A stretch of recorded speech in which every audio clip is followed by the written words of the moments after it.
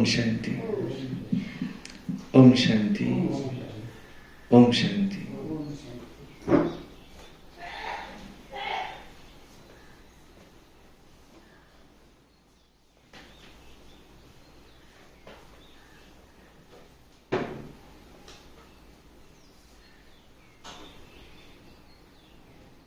सत्ताईस मार्च 2020 दादी जानकी जी का की पुण्यतिथि। और कल बाबा ने कहा कि जो देवी देवता घराने की आत्मा होंगी उसको ये ज्ञान बहुत मीठा लगेगा। सुनते हैं आज की मुरली। आज सद्गुरुवार, वाणी है 28/3/2024 की। सारे मुरली का मीठे बच्चे, ये कल्याणकारी पुरुषोत्तम संगम युग है। इसमें पुरानी दुनिया बदल नहीं होती है। इस युग को तुम भूलो मत, युग को भी याद करो। प्रश्न है, बाप छोटे बड़े सभी बच्चों को आप समान बनाने के लिए एक प्यार की शिक्षा देते हैं, वो कौन सी? उत्तर है, मीठे बच्चे आप भूले मत करो।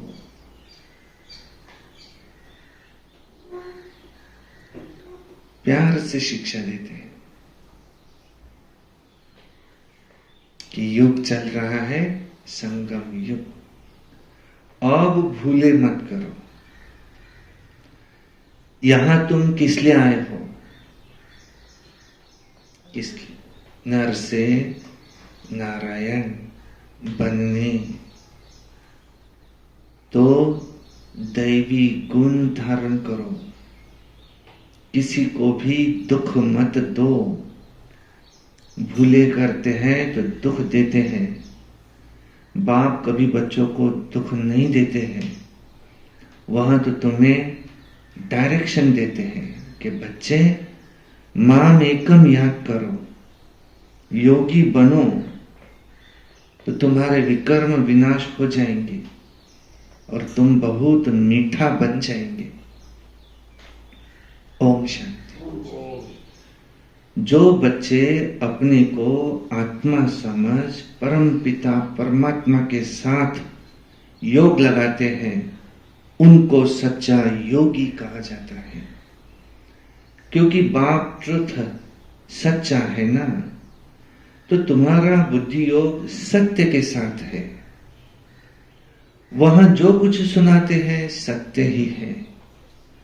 योगी और भोगी दो प्रकार के लोग हैं। भोगी भी अनेक प्रकार के होते हैं, योगी भी अनेक प्रकार के होते हैं। तुम्हारा योग तो एक ही प्रकार का है। उन्हों का सन्यास अलग है, तुम्हारा सन्यास ही अलग है। तुम हो पुरुषोत्तम संगम युग के योगी, और किसको इस योग का पता ही नहीं है कि हम पावन योगी हैं या पतित भोगी हैं। यहां भी बच्चे जानते नहीं। बाबा तो सबको बच्चा बच्चा कहते हैं, क्योंकि बाप जानते हैं कि हम बेहद आत्माओं का पिता हूं। और तुम ये समझते हो कि हम आत्मा आपस में भाई भाई हैं और वो हमारा बाप है। तुम बाप के साथ योग लगाने से पवित्र बनते हो। वहां है भोगी, दुनिया वाले हैं भोगी, तुम हो योगी। बाप अपना परिचय तुमको देते हैं। यह भी तुम जानते हो कि यह पुरुषोत्तम संगम युग है। ये तुम्हारे बिगर कोई जानते नहीं। इसका नाम है पुरुषोत्तम संगम युग। इसलिए पुरुषोत्तम अक्षर को भी कभी नहीं भूलना। ये पुरुषोत्तम बनने का युग है। पुरुषोत्तम कहा जाता है ऊंच और पवित्र मनुष्य को। ऊंच और पवित्र ये लक्ष्मी नारायण थे। तुमको अब टाइम का भी पता पड़ा है कि 5000 वर्ष के बाद ये दुनिया पुरानी होती है, फिर इसको नया बनाने के लिए बाप आते हैं। अब हम हैं संगम युगी ब्राह्मण कुल के। ऊंचे से ऊंच है ब्रह्मा, परंतु ब्रह्मा को शरीरधारी दिखाते हैं। शिव बाबा तो अशरीरी है। बच्चे समझ गए हैं अशरीरी और शरीरधारी का मिलन होता है। उनको तुम कहते हो बाबा। ये वंडरफुल पार्ट है ना। इनका गायन भी है, मंदिर भी बनते हैं। कोई किस रीति रथ को श्रृंगारते हैं। ये भी बाबा ने बताया है कि बहुत जन्मों के अंत के जन्म के भी अंत में मैं इनमें प्रवेश करता हूं। ब्रह्मा बाबा में कितना क्लियर समझाते हैं। पहले पहले भगवानवाच कहना पड़े, फिर मैं बहुत जन्मों के अंत में सभी राज बच्चों को समझाता हूं और कोई समझ भी ना सके। तुम बच्चे भी कभी कभी भूल जाते हो। पुरुषोत्तम अक्षर लिखने से समझेंगे कि ये पुरुषोत्तम युग ही कल्याणकारी युग है। अगर युग याद है तो समझेंगे कि अब हम नई दुनिया के लिए बदल रहे हैं। अगर युग भी याद रहे तो समझेंगे कि अब हम नई दुनिया के लिए बदल रहे हैं। नई दुनिया में होती ही है देवताएं। युगों का भी तुमको पता पड़ा है। बाप समझाते हैं मीठे बच्चे, संगम युग को कभी भूलो मत। ये भूलने से सारा ज्ञान भूल जाता है। तुम बच्चे जानते हो अब हम बदल रहे हैं। अब पुरानी दुनिया भी बदल नई होनी है। बाप आकर दुनिया को भी बदलते हैं तो बच्चों को भी बदलते हैं। बच्चे बच्चे तो सभी को कहते हैं। सारी दुनिया की जो भी आत्माएं हैं उनके तो सब बच्चे हैं। सबका पार्ट इस ड्रामा में है। चक्र को भी सिद्ध करना है। हर एक अपना अपना धर्म स्थापन करते हैं। ये देवी देवता धर्म सिवाय बाप के कोई स्थापन कर न सके। ये धर्म कोई ब्रह्मा नहीं स्थापन करते। नई दुनिया में है देवी देवता धर्म।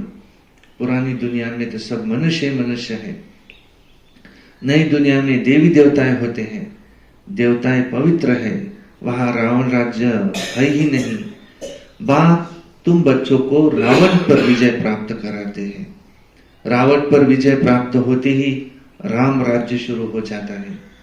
राम राज्य नई दुनिया को, रावण राज्य पुरानी दुनिया को कहा जाता है।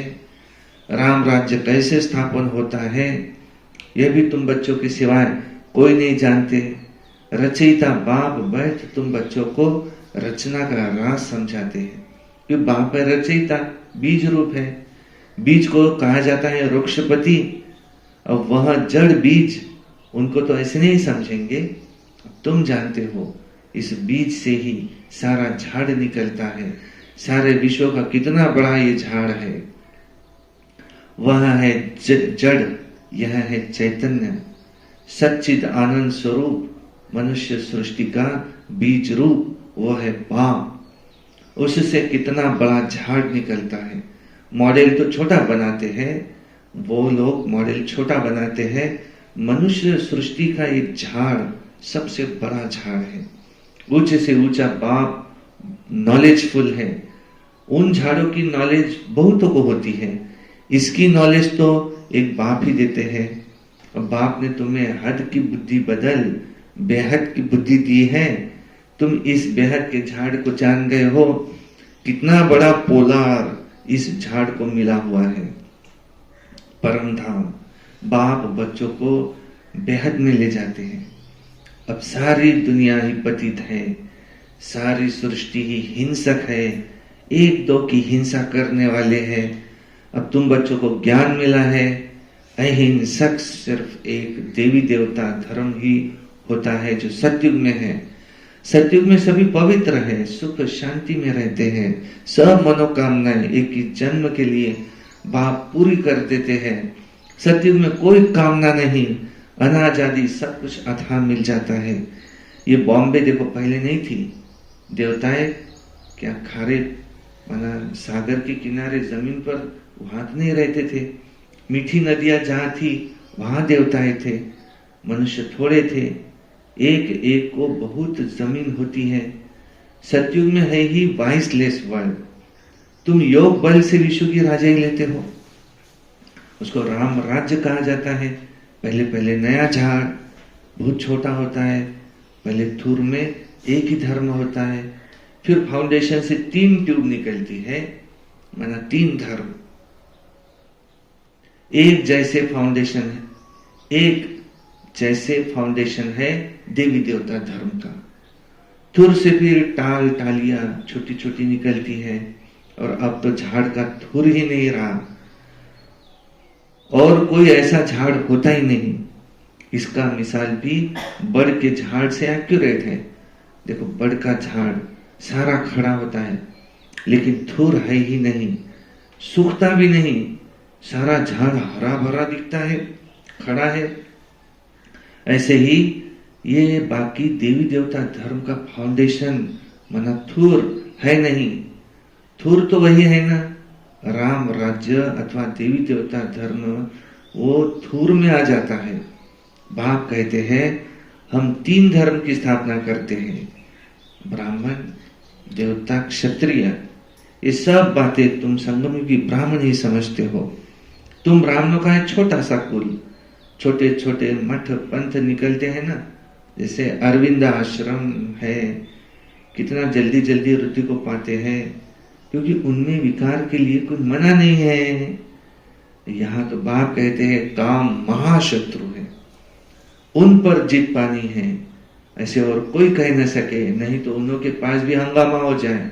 यहाँ तो है ही पतित मनुष्य, तो पावन बनने की बात नहीं सुनते, कहते हैं विकार बिगर बच्चे पैदा कैसे होंगे। अब उन विचारों का भी दोष नहीं है, गीता पाठी कहते भी है ना, भगवान वाच काम महाशत्रु है, उसको जीतने से ही तुम जगत जीत बनते हो, परंतु समझते कुछ भी नहीं है। वहां जब ये अक्षर सुनाते हैं तो उन्हों को समझाना चाहिए। इस पर बाबा कहते हैं कैसे जाएंगे, जैसे हनुमान दरवाजे पर जुत्तियों में बैठता था। बाबा भी कहते हैं जाओ दूसरे सत्संगों में जाओ, जाकर किनारे पर बैठ सुन पाओ, और फिर जब ये अक्षर कहे तो फिर उनको पूछो कि काम महाशत्रु इसका अर्थ क्या है। जगत जीत बनेंगे तो जगत जीत तो ये देवताएं थे, देवता बनने के लिए विकारों को छोड़ना ही पड़ेगा, ये भी तुम कह सकते हो। तुम ही जानते हो कि अब राम राज्य की स्थापना हो रही है, महावीर भी तुम हो, इसमें डरने की कोई बात नहीं।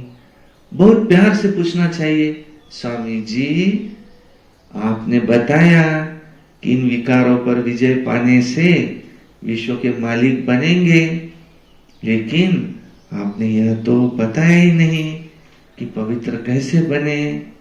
अब तुम बच्चे पवित्रता में रहने वाले महावीर हो, महावीर ही फिर विजय माला में पिरोए जाते हैं। तो मनुष्यों के कान तो रॉन्ग बातें सुनने पर हीरे हुए हैं, तुमको अब रॉन्ग बातें सुनना पसंद नहीं आता है, राइट बातें तुम्हारे कानों को छिलकती है। कितने hear no evil, see no evil, talk no evil, think no evil. तो मनुष्यों को सुजाग तो जरूर करना है। तो भगवान कहते हैं पवित्र बनो। सतयुग में सब पवित्र देवी देवताएं थे, अभी तो सब अपवित्र है, ऐसे ऐसे समझाना चाहिए। बोलो हमारे पास ऐसे सत्संग होता है, उसमें ये समझाया जाता है कि काम महाशत्रु है। अब पवित्र बनना चाहते हो तो एक युक्ति से बनो। कौन सी युक्ति?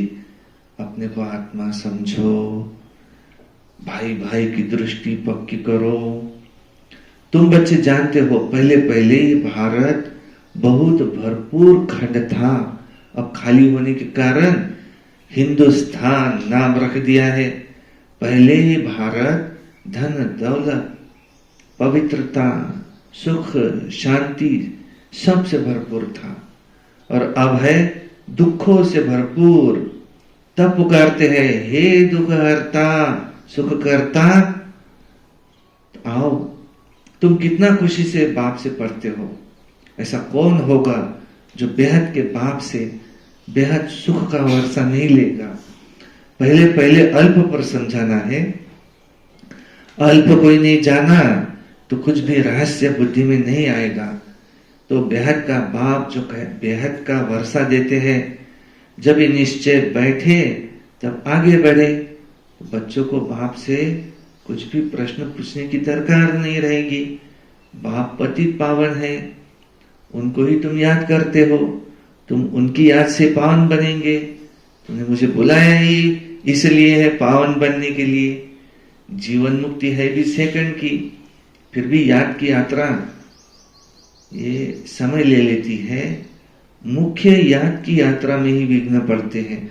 आधा कल्प देह अभिमानी रहे हो ना, अब एक जन्म देही अभिमानी बनने की मेहनत है।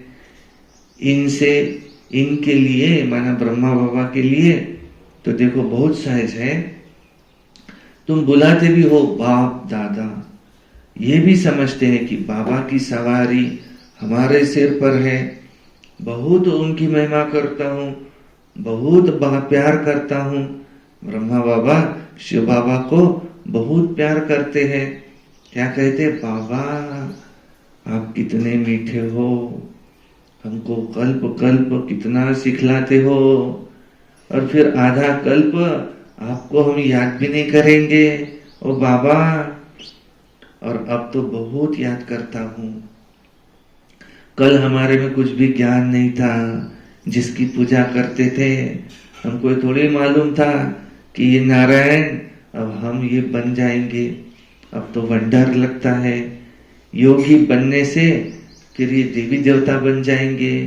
मेरे भी सब बच्चे हैं, माँ बाबा भी ऐसे सोचते। ये बाबा बहुत प्यार से बच्चों को संभालते हैं, इनकी पालना करते हैं। ये भी हमारे समान नर से नारायण बन जाएंगे। यहाँ तुम आए ही इसलिए हो, नर से नारायण बनने के लिए। देखो कितना सहज, कितना समझाता हूँ। बच्चे एक बाप को याद करो, दैवी गुण धारण करो, खान पान की संभाल करो। नहीं करते हैं तो समझता हूँ शायद अभी समय पड़ा है।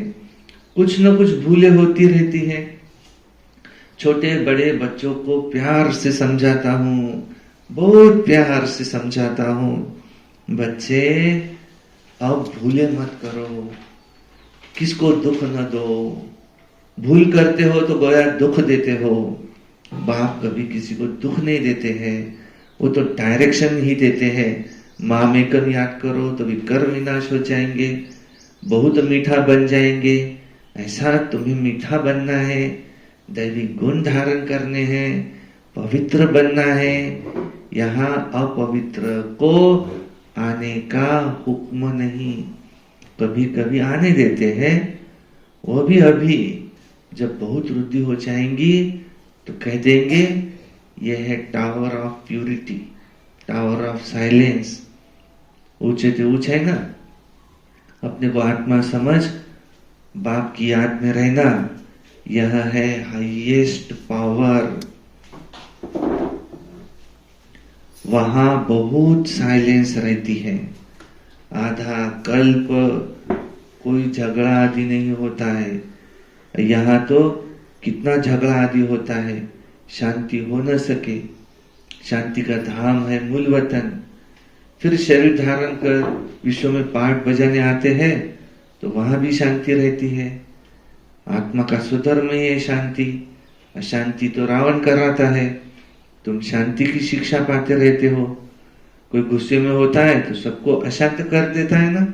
इस योग बल से तुम्हारे से सारा किचड़ा निकल जाता है। पढ़ाई से किचड़ा निकलता जाता है। याद से सब किचड़ा भस्म हो जाता है। कट निकल जाती है। बाप कहते हैं कल तुमको शिक्षा दी थी, क्या तुम भूल गए हो? 5000 वर्ष की बात है, वो तो लाखों वर्ष कह देते हैं। अब तुमको झूठ और सच के फर्क का पता पड़ा है। अब तुमको बाप आकर बताते हैं झूठ क्या है, सच क्या है, ज्ञान क्या है, भक्ति क्या है, भ्रष्टाचार क्या है, श्रेष्ठाचार किसको कहा जाता है। भ्रष्टाचारी विकारों से पैदा होते हैं, वहां विकार होते नहीं। तुम खुद कहते हो ना, देवताएं संपूर्ण निर्विकारी है, रावण राज्य है ही नहीं। यह तो सहज समझने की बातें हैं। फिर क्या करना चाहिए?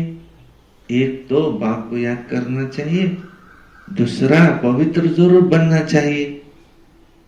अच्छा, मीठे मीठे सिकी लदे बच्चों प्रति माता पिता बाप दादा का याद प्यार और गुड मॉर्निंग रूहानी बाप की रूहानी बच्चों को नमस्ते। और हम रूहानी बच्चों की रूहानी बाप दादा को याद प्यार गुड मॉर्निंग नमस्ते। सदा रहो हंसते, कम बोलो, धीरे बोलो, मीठा बोलो, सत्य बोलो, सोच समझ कर बोलो। वाह बाबा वाह, वाह ड्रामा वाह, वाह मेरा भाग्य वाह, वाह ब्राह्मण परिवार वाह, मैं बाबा का, बाबा मेरा। योगी बनो, पवित्र बनो, रोज अमृत वेला, प्रातः मुरली, सारा दिन याद में रहकर निमित्त बनकर सर्विस, सायंकाली 6:30 से 7:30 योग, रात्रि सोने से पहले याद का चार्ट। कभी क्रोध, लोभ नहीं, मोह नहीं, अहंकार नहीं, काम नहीं, क्रोध नहीं, कुछ नहीं। सदा प्रसन्न चित्त रहे, खुशी जैसी खुराक नहीं। और ये वर्ष मुक्ति वर्ष मनाना। अच्छा, धारणा के लिए के साथ नंबर 1 पवित्र बनने में महावीर बनना है। याद की यात्रा से अंदर का किचड़ा निकालना है। अपने शांत स्वधर्म में स्थित रहना है। अशांति नहीं फैलानी है। 2 नंबर है बाप जो राइट बात सुनाते हैं वही सुननी है। हियर नो इविल, रॉन्ग बातें मत सुनो, सभी को सुजाग करो। पुरुषोत्तम युग में पुरुषोत्तम बनो और बनाओ। वरदान, आत्मिक शक्ति के आधार पर तन की शक्ति का अनुभव करने वाले सदा स्वस्थ भव। इस अलौकिक जीवन में आत्मा और प्रकृति दोनों की तंदुरुस्ती आवश्यक है। जब आत्मा स्वस्थ है तो तन का हिसाब किताब व तन का रोग सूली से कांटा बनने के कारण, स्वस्थिति के कारण स्वस्थ अनुभव करते हैं। उनके मुख पर, चेहरे पर बीमारी के कष्ट के चिन्ह नहीं रहते। कर्म भोग के वर्णन के बदले कर्म योग की स्थिति का वर्णन करते हैं। वे परिवर्तन की शक्ति से कष्ट को संतुष्टता में परिवर्तन कर संतुष्ट रहते हैं और संतुष्टता की लहर फैलाते हैं। इस सबसे बड़ी बीमारी कौन सी? फीलिंग की बीमारी। फीलिंग, मन में फीलिंग आ जाए। मन अगर बीमार है तो तन भी बीमार रहेगा। मन अगर खुश है तो तन भी खुश रहेगा। किसी ने थोड़ा भी कुछ कह दिया तो बुरा लगता है, इसको क्या कहते हैं? फीलिंग की बीमारी। ये बीमारी फ्लू की बीमारी से भी खतरनाक, बीमार शरीर भी बीमार कर डालती है। इसलिए बाबा कहते आत्मिक शक्ति के आधार पर तन की शक्ति का अनुभव करने वाले सदा स्वस्थ भव। कहते बहुत दिन से बीमार हूं, तो आशा दीदी क्या कहते? अपने मन को चेक करो, इतना दिन बीमार कैसे है? मन का इफेक्ट तन पे हो रहा है। अगर मन दुरुस्त है तो तन भी दुरुस्त रहेगा। एवढ्यात आहे की नाही, हे माझं खूप दुखून राहिलेलं आहे, हे काय आहे? मन ओके नाही आहे, मन ओके नाही आहे. मन ओके असलं ना ते दुखणं जाईलच. काम केल्यानं तब्येत खराब नाही होत, उलट चांगली राहते. किती मेहनत करा, जास्तीत जास्त काम आहे, थकून जाईल, झोपून जाईल. पण मन ओके नाही आहे तर मग बहानेच पाहिजेत की हे केलं त्याच्यामुळे हे झालं, असं झालं म्हणून ते झालं. मन दुरुस्त तो तन दुरुस्त. इसलिए मन को आत्मिक शक्ति से ठीक करो, मन मना भाव से ठीक करो. स्लोगन, दिल से तन से आपसी प्यार से सेवा करो तो सफलता निश्चित मिलेगी.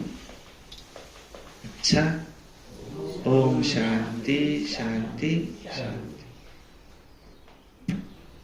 अभी बाबा को भोग लगेगा.